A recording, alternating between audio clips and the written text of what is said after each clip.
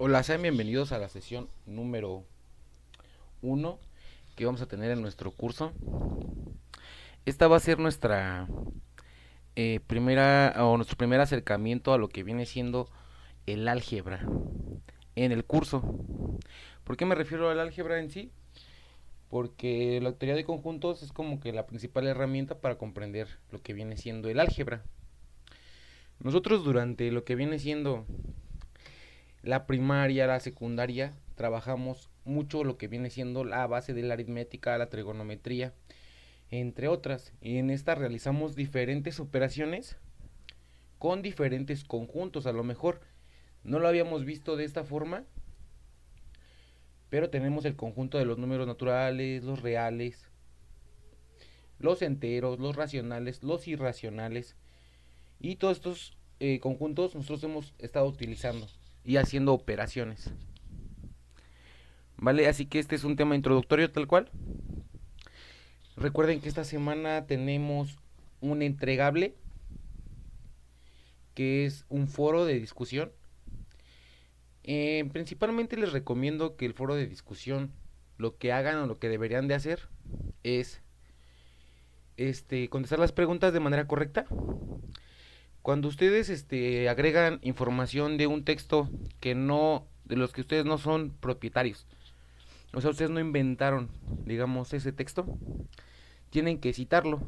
Entonces les recomiendo que cuando coloquen lo citen en formato APA, ¿vale? Y cada contribución, les recomiendo que no hagan una cita textual, sino parafraseen.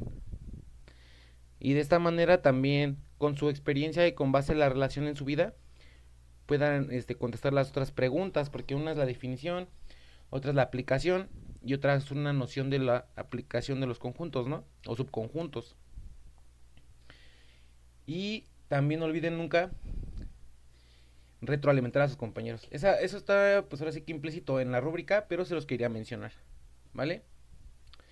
En esta ocasión estoy preparando la sesión de esta manera. Vamos a tener, o pueden tener diferentes preguntas, igual se les van a contestar al terminar la presentación.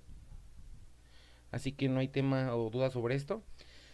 Si tienen algún pendiente o alguna otra duda, voy a estar en los mensajes. Ya saben que les voy a tratar de contestar lo antes posible, así que no hay problema, ¿vale? Entonces comencemos con lo que viene siendo el primer tema, que es, como lo había mencionado, la introducción a los conjuntos. Como había mencionado anteriormente, antes que nada, tenemos que conocer los símbolos que se utilizan en los conjuntos. Muchos de estos ya los conocen, como el mayor que, el menor que se usa más que nada para comparar cantidades o magnitudes. Y en el caso del álgebra, indicamos que un número está entre ciertos límites. Puede ser mayor igual que, menor igual que. Y ya cuando veamos este tema, pues vamos a abordarlo más a fondo. Cuando nosotros tenemos estas llaves y dentro de esta tenemos elementos, se le conoce como un conjunto. Este símbolo representa que un elemento pertenece al conjunto. Básicamente este tipo de conjunto, cuando se hace la negación, quiere decir que no pertenece. La negación normalmente siempre se hace con esta forma. Es como aquí vemos el de símbolo de igualdad. Y cuando lo están negando, se pone de esta forma, o sea que no es igual. El tal que lo vamos a ver más adelante, de forma descriptiva. Cuando ocupamos una n minúscula, indicamos la cardinalidad del conjunto, que es el número de elementos que tiene un conjunto. Son temas que estamos abordando en la presentación. El conjunto universo normalmente se representa con una U. Este símbolo que parece un phi en griego se le conoce como conjunto vacío, subconjunto y no es subconjunto de. Como ven, también tiene la negación. Y esto para indicar la unión de conjuntos y bueno, esta es la intercepción y esta es la unión de conjuntos. Estos normalmente, lo que vienen siendo todos estos, se ocupan en lógica matemática. En ocasiones también pues lo podemos ocupar durante nuestras expresiones. Nada más que pues ahorita nosotros no vamos a ver como esa parte de lógica matemática. Pero es importante pues tomarlos en cuenta, ¿vale? Aquí vamos a, ya que tenemos abordado cada uno de los elementos que componen un conjunto, vamos a definir lo que viene siendo un conjunto. Como lo había mencionado, ustedes desde cuándo ya tenían un acercamiento a este, desde que comenzaron a utilizar operaciones. Si ustedes recordarán, las matemáticas tienen diferentes propiedades, como la cerradura, si la tricotomía, entre otras. Y cada una de estas propiedades se realizaba dentro de un conjunto de números. Nosotros ocupábamos conjuntos de números en particular, nada más que no lo teníamos así como definido tal cual.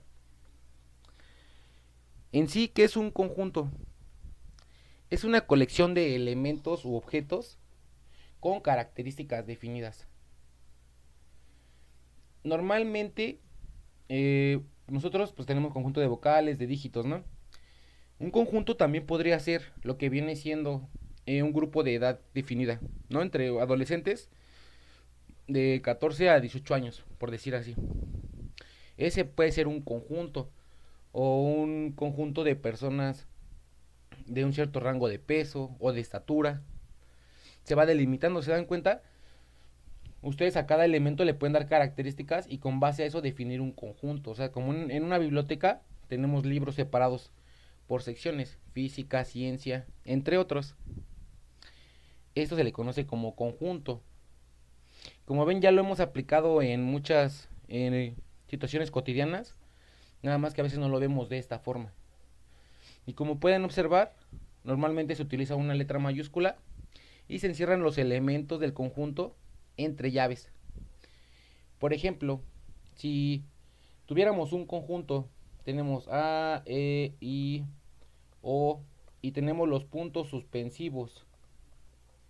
De esta manera, quiere decir que el conjunto continúa, o sea que todavía es más extenso. Y es este que está aquí, ¿vale?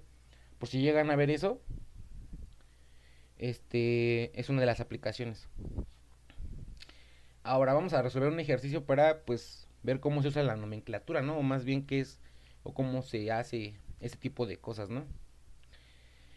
Aquí tenemos dos conjuntos, el conjunto A y el conjunto B. Nosotros tenemos que colocar si pertenece o si no pertenece. Aquí nos indica que la I minúscula pertenece o no pertenece al conjunto A. Lo que tenemos que hacer es observar si está dentro de los elementos. Como vemos que si está dentro, pertenece. Ahora la letra O pertenece al conjunto B.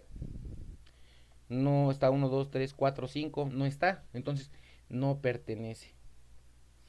La letra E pertenece al conjunto A. Aquí se encuentra. Entonces sí pertenece. El 8 pertenece al B. 1, 2, 3, 4, 5. Si se dan cuenta, aunque sean puros números, no está o está definido nada más del 1 al 5. Entonces no pertenece.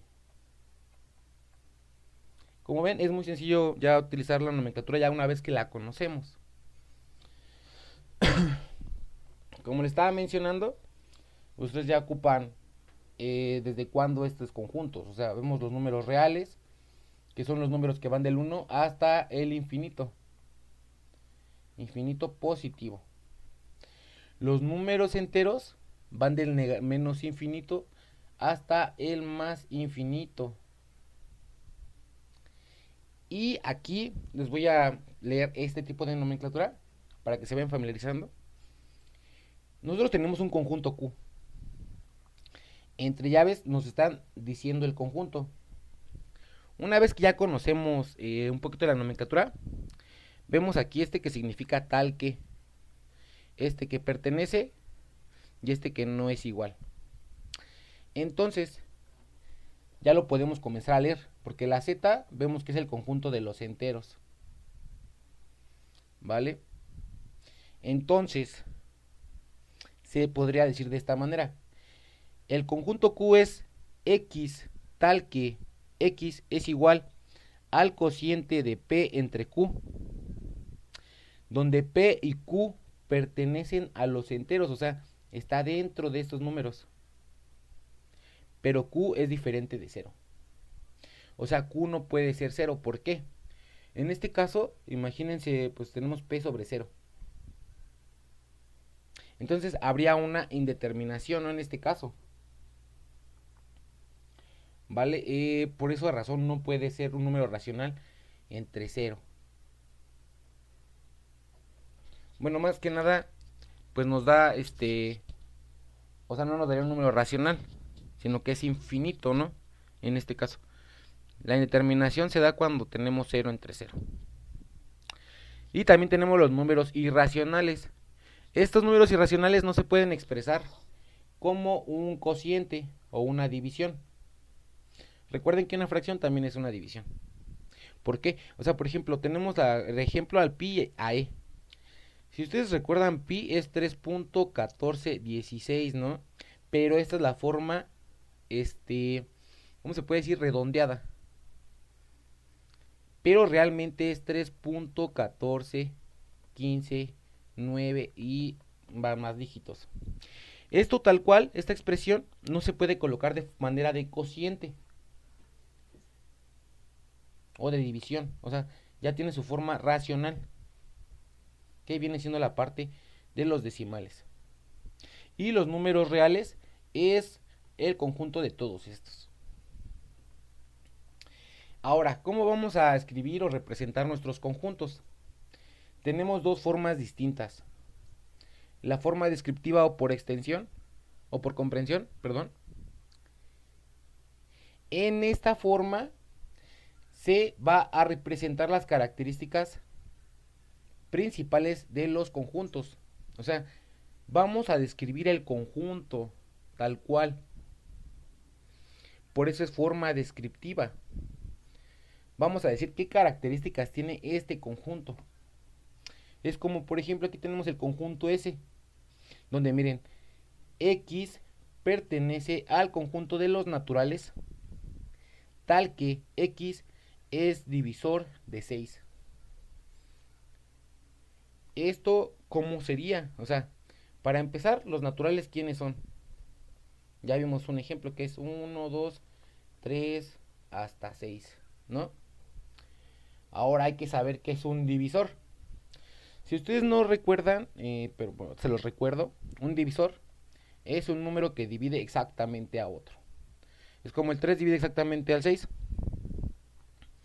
porque el cociente, más bien el residuo nos da 0. El 3 también lo divide exactamente, porque nos da 0 el residuo, ¿no? Esos son los divisores, también el mismo 6. Entonces, ya vimos que pertenece a los naturales. Entonces es positivo. Y ya vemos que es divisor de 6. ¿Quiénes pueden dividir al 6? 1, el 2, el 3 y el 6. Básicamente, esta descripción nos está dando la característica o la naturaleza del conjunto. Y nosotros vamos colocando cada uno de los elementos. Es como, por ejemplo, tenemos aquí este conjunto Q.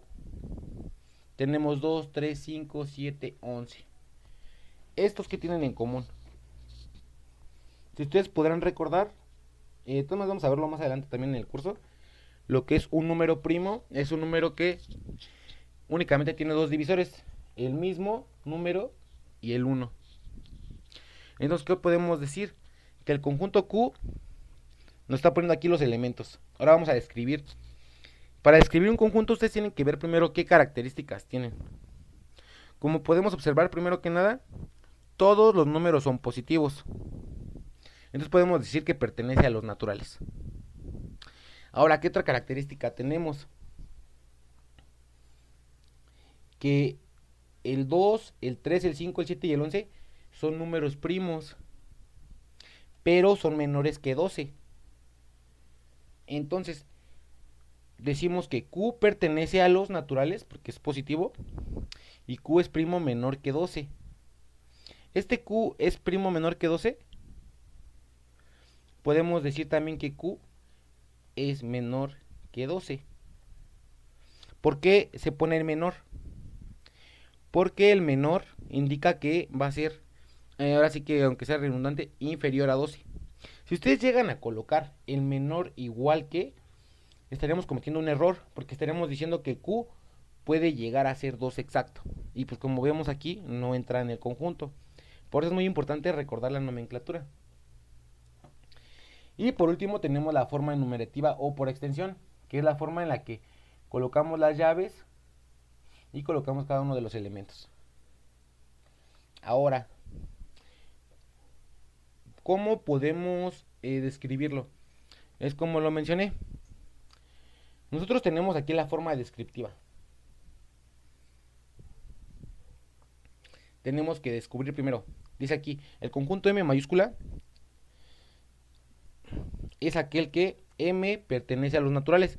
Entonces, ya sabemos que N va a ser 1, 2, 3, va a estar hasta el infinito, ¿no? Pertenece ahí. Tal que, o sea, esa es una condición. M sea menor que 5. Entonces, partimos de aquí, el 1. Vamos a la recta numérica, más infinito. Tenemos aquí el 5. Tenemos el 2, el 3, el 4, el 5, el 6. Y aquí nos está diciendo M pertenece a los naturales. O sea, pertenece a todos estos. Y es menor que 5. Entonces va hacia acá. Entonces, por lo tanto, M sería únicamente 1, 2, 3 y 4. Si nos hubiera puesto que M es menor o igual que 5, en este caso, hubiéramos colocado 1, 2, 3, 4 y 5.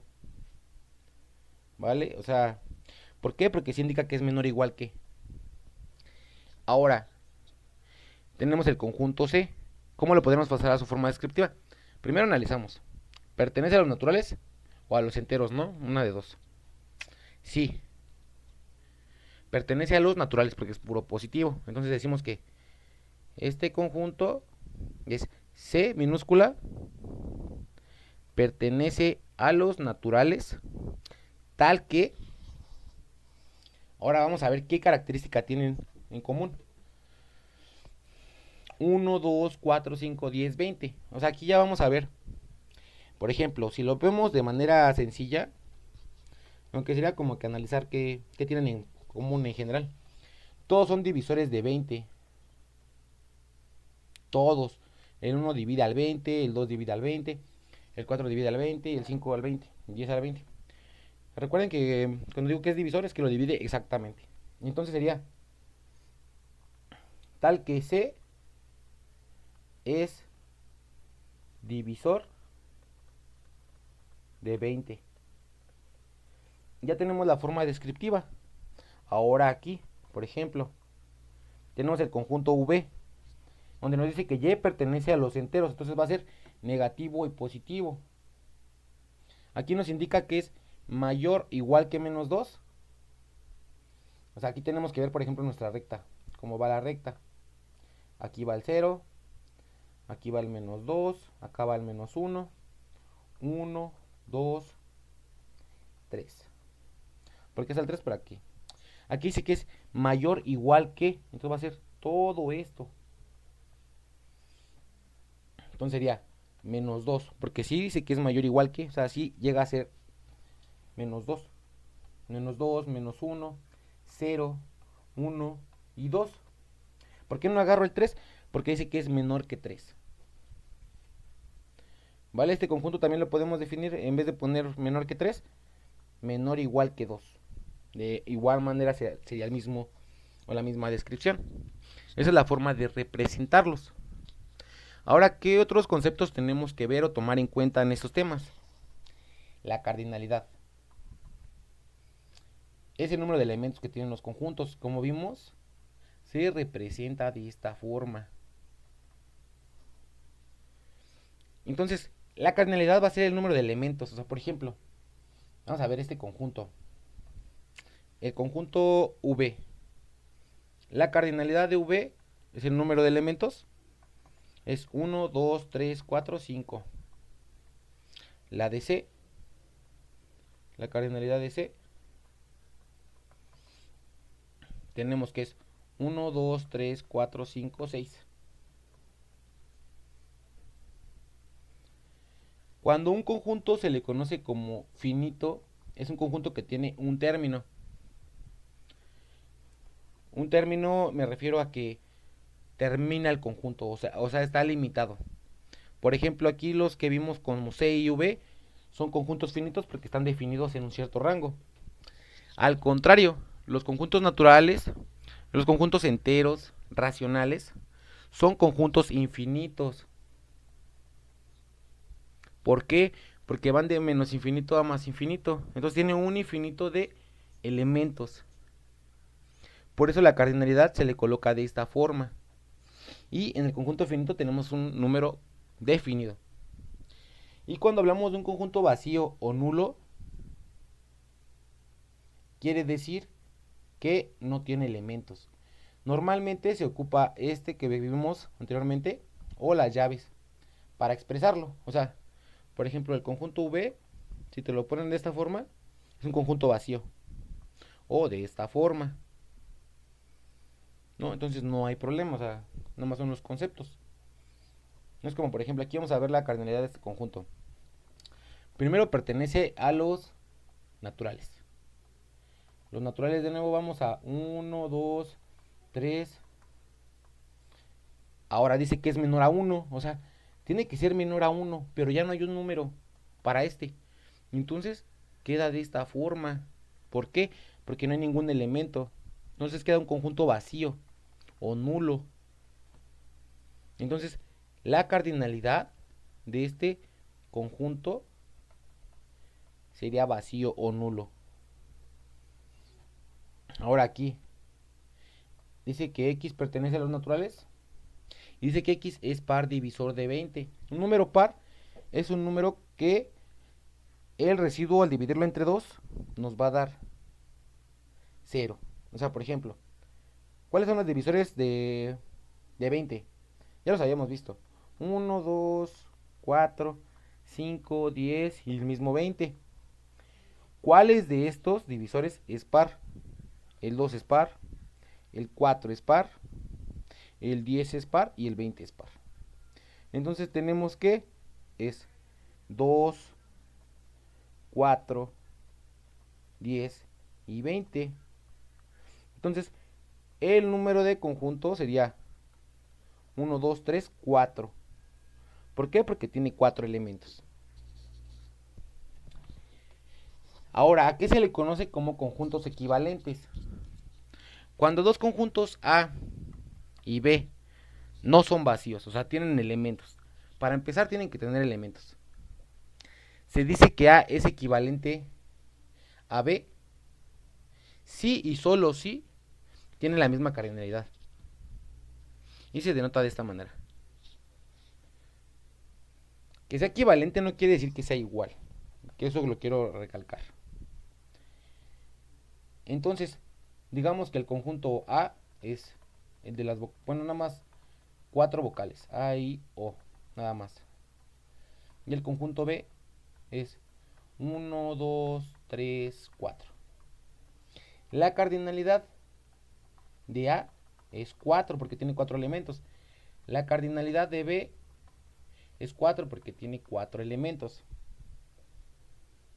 Y entonces, no se dan cuenta, no son iguales porque no tienen los mismos elementos, pero son equivalentes porque tienen el mismo número de cardinalidad. Ahora, cuando son iguales, o sea, A igual a B, tienen los mismos elementos. O sea, por ejemplo, A es tal cual, 1, 2, 3, 4. Y B es igual, 1, 2, 3, 4. Y aquellos conjuntos que son disjuntos son aquellos que no tienen elementos comunes. ¿Como cuál? A y B son disjuntos, ¿por qué? O sea, son equivalentes pero son disjuntos. ¿Por qué? Porque no tienen ningún elemento en común. Ustedes ven el uno aquí, o el 2 o el 3 o el 4 o viceversa, la A, la E, la I, la O. Pues no, entonces como no están implícitos dentro de los conjuntos, son conjuntos disjuntos. Vamos a ver este ejemplo. Tenemos el conjunto A, el conjunto D. Recuerden, tenemos la forma descriptiva. Vamos a ponerla en enumerativa. Pertenece a los naturales menor que 5, entonces sería 1, 2, 3, 4.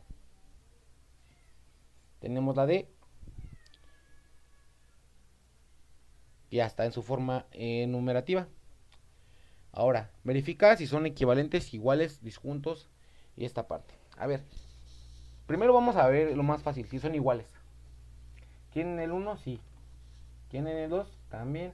¿Tienen el 4? También. Pero tienen diferentes. Entonces A no es igual a B. Ya de partida. La cardinalidad de A es igual a 4. La cardinalidad de D es igual a 4. 1, 2, 3, 4. Entonces A es equivalente a B. ¿Por qué? Porque tienen la misma cardinalidad y diferentes elementos. Ahora, ¿son disjuntos o no? ¿O no disjuntos? Disjuntos es cuando no tienen elementos en común, pero aquí vemos que sí tienen elementos en común. El 1, el 2 son elementos en común. Estos son no disjuntos. Y ya con eso sacamos las características de un conjunto o de un par de conjuntos. ¿No? Ahora, para conocer lo que es un subconjunto, hay que saber primero que es un conjunto, ¿no? Ya tenemos definido lo que es un conjunto. Un subconjunto es una pequeña parte del conjunto o una parte del mismo. Es como, por ejemplo, nosotros somos un sistema, el sistema del cuerpo humano, ¿no? Es decir, tenemos diferentes sistemas, el sistema digestivo, el sistema respiratorio, el sistema nervioso. Cada uno de esos sistemas es una parte de nosotros. Entonces, digamos que el sistema nervioso es un subconjunto de nosotros, como un todo, ¿no? Y a eso se le conoce como subconjunto, ¿vale? Y normalmente se utiliza este tipo de símbolo. Y algo importante que hay que recalcar es que el conjunto vacío es un subconjunto de cualquier conjunto. Es una particularidad importante a recordar. Ahora vamos a ver este. Vamos a verificar si son subconjuntos o no. Ese es un X tal que X es dígito. Entonces, ¿cuál es? Quedamos que era el 1, el 2, el 3, el 4. Un dígito. 6, 7, 8, 9. Y también me parece que el 0. Como estaba aquí. ¿Vale? Es el conjunto que ya habíamos visto anteriormente. Lo estoy sacando de la manga. Y tenemos 2, 4, 6 y 8. Aquí sí vamos a verificar si es subconjunto A, es subconjunto de S. ¿Cómo vamos a ver eso? Si A tiene elementos de S, va a ser subconjunto. Tiene 2, aquí está. Tiene 4, aquí está. Tiene 6, acá está. Tiene 8. Entonces, con esto ya verificamos que A es un subconjunto de S. ¿Por qué? Porque tienen parte de los elementos en este mismo. Ahora, ¿qué se le conoce a subconjunto propio? Cuando tenemos el conjunto A y el conjunto B, se dice que son subconjuntos propios de A si todos los elementos de B están en A. Aquí y no son equivalentes. Recuerden que si no son equivalentes tienen diferente cardinalidad. ¿A qué se refiere? O sea, por ejemplo, si ustedes ven aquí el que vimos, el A y el S, A tiene una cardinalidad de 4 y S tiene una cardinalidad de 1, 2, 3, 4, bueno, de 10. Son diferentes cardinalidades, entonces no son equivalentes, ¿no? Para empezar. Y no son iguales. A está dentro de S.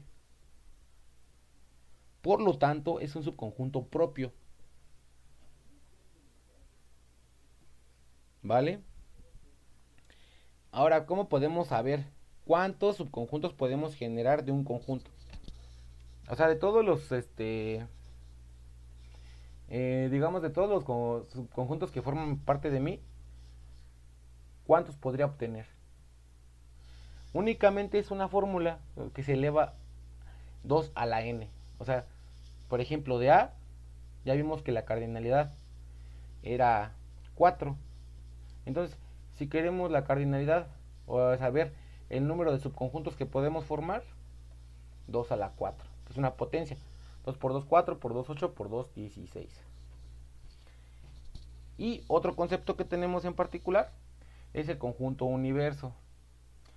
El conjunto universo vamos a verlo de esta manera. Esto se le conoce como diagramas de Venn. Digamos que este círculo representa todo el conjunto, ¿no? Y acá tenemos diferentes. A, B, puede que acá esté C, y por ejemplo que acá haya otro. Se llama D. Si se dan cuenta, este conjunto enorme está englobando muchos otros conjuntos. Entonces podríamos decir que estos son subconjuntos del conjunto universo. El conjunto universo se delimita dependiendo del campo de estudio. No es como cuando estaba diciendo, o sea, vamos a ver, por ejemplo, a estudiar un cierto tipo de población, de 14 a 13, de 12 a 15 años, porque me interesa saber qué comen más en el recreo, ¿no? Decir. Entonces tú delimitas tu población y comparte eso, vas sacando como conjuntos de, las personas que consumen de esto a esto es de este tipo de extracto social. Es decir, personas de esto a esto se dedican a este tipo de actividades, ¿no? Y vamos segmentando. Pero primero agarramos un conjunto universo que delimitamos. Lo tenemos. Sean los conjuntos L y M. Nos vamos a verificar que sea un subconjunto D. ¿Cómo verificamos esto? Muy sencillo. Tenemos el conjunto L.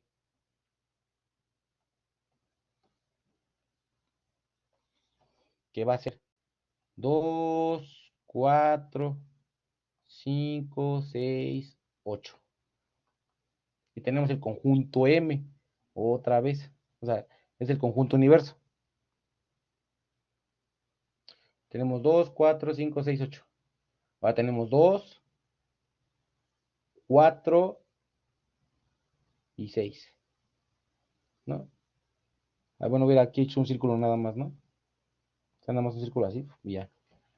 Entonces, con esto ya vemos que tienen diferente cardinalidad para empezar. Y que M es un subconjunto de L, que es el conjunto universo.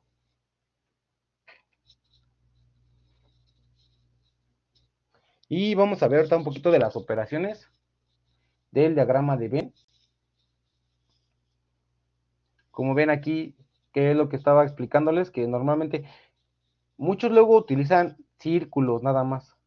Nada más que luego es más fácil también trabajar con rectángulos y círculos como para poder separar, ¿no? Aquí es como les digo, podemos poner el conjunto universo, que en este caso sería, por ejemplo, P, el conjunto Q, el conjunto A pues, se representa nada más así, y mediante estos diagramas es fácil hacer las operaciones o más sencillo. O sea, ya depende, porque luego de manera, ¿cómo se dice? Como de manera gráfica es más sencillo esta parte. ¿Por qué? O sea, voy a borrar porque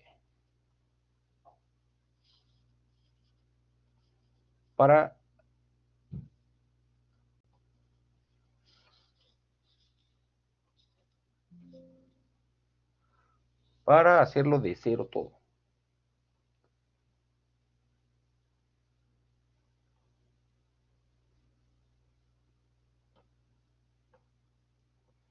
Así como está con el lápiz, no se puede borrar en presentaciones.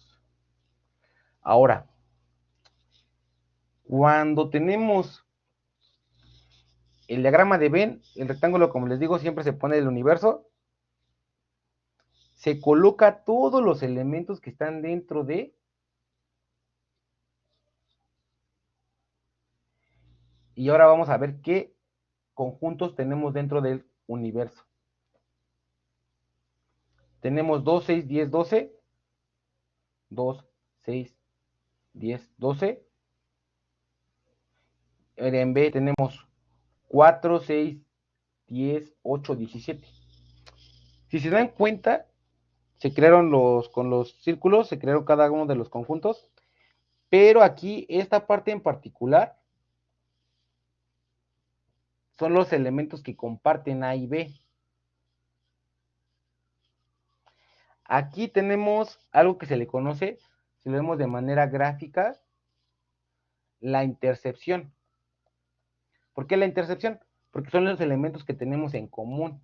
O sea, la intercepción que se utiliza este símbolo son los elementos que tienen en común A y B, que en este caso sería 6 y 10.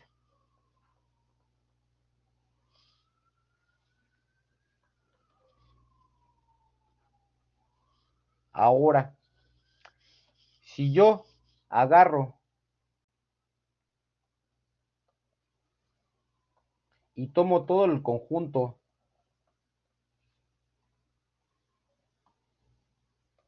de esta manera, digamos, todo está coloreado, sería como estar sumando los conjuntos, ¿no? Más que nada unirlos, que es este símbolo que ocupamos para la unión. Y si se dan cuenta, es colocar los elementos en general. 2, 4, 6, 10, 12,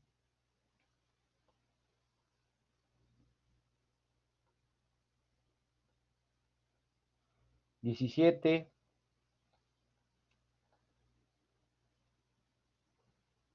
y me faltó el 8. Únicamente los uní. O sea, tomé todos los elementos, pero quiero que se vean en particular que no estoy repitiendo ningún elemento, porque luego pasa esto. O sea, imagínense que A es así, 2 y 3, no, algo rápido. Y B es así, 3 y 4. Lo que hacen cuando hago una unión así, al principio, pues dicen, pues se suman todos los elementos, ¿no? 2, 3, 4. Pero están repitiendo. Por eso es únicamente colocar los que ya tienen en común y los elementos que no tienen en común.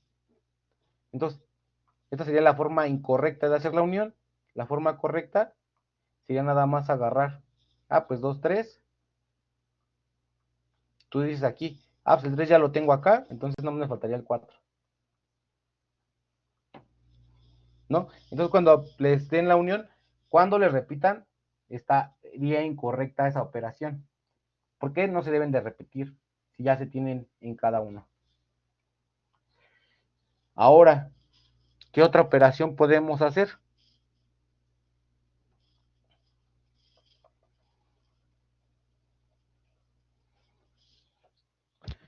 Vamos a ver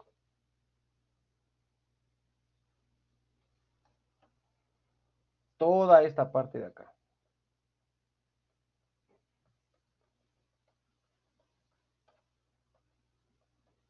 Nos vamos a imaginarnos que me iluminé todo esto.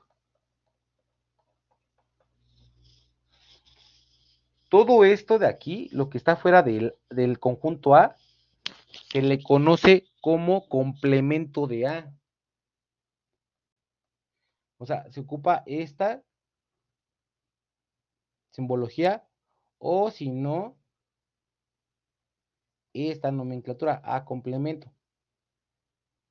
¿Por qué es el complemento? Porque es lo que le falta a A para llegar a ser el conjunto universo. ¿Vale? Entonces, el complemento de A sería todos los elementos que le faltan a A para hacer el universo. Que sería, por ejemplo, aquí Vamos a poner aquí 18, 14. ¿Qué otro le falta? El 4, el 8, el 17, el 19 y el 16. Ahora, para el complemento de B, porque eso pues puede ser para cualquier conjunto que esté dentro de.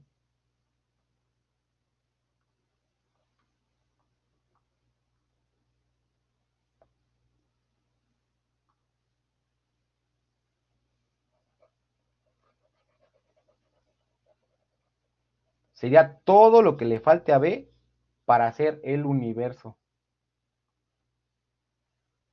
Sería todo esto.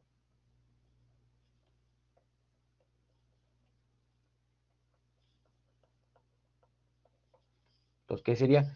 19, 16, 2 y 12, 18 y 14.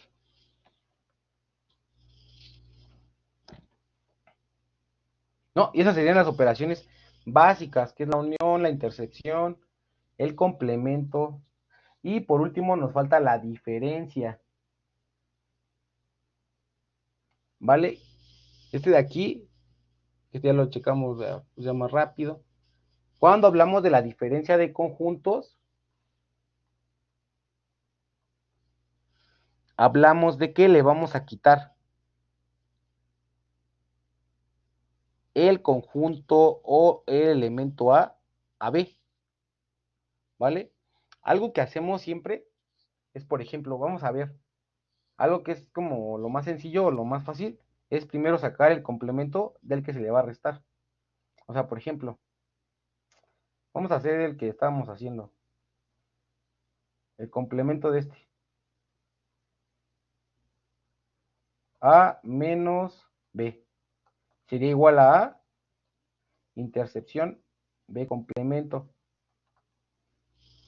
Ya tenemos el complemento de B, que es 19, 16, 2, 12, 18 y 14.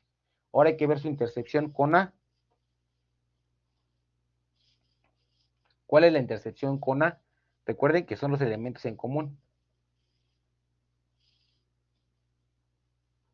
El elemento en común sería el 2.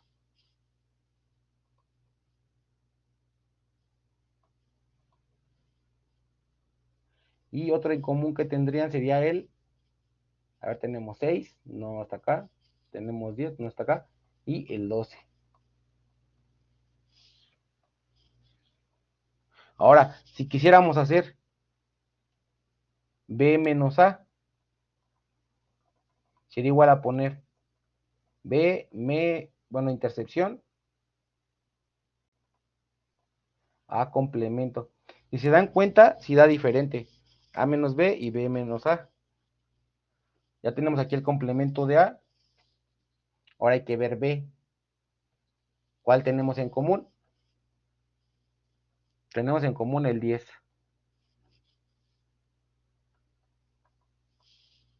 ¿Qué otro tenemos en común? El 4, el 8,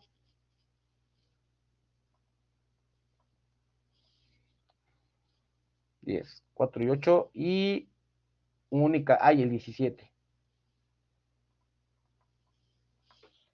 Y ya sería todo eso. Pero recuerden que para la resta, pues tenemos que, o lo más sencillo sería hacer esto.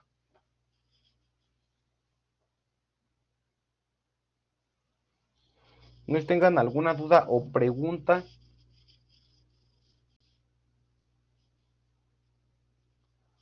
que podamos resolver en este momento.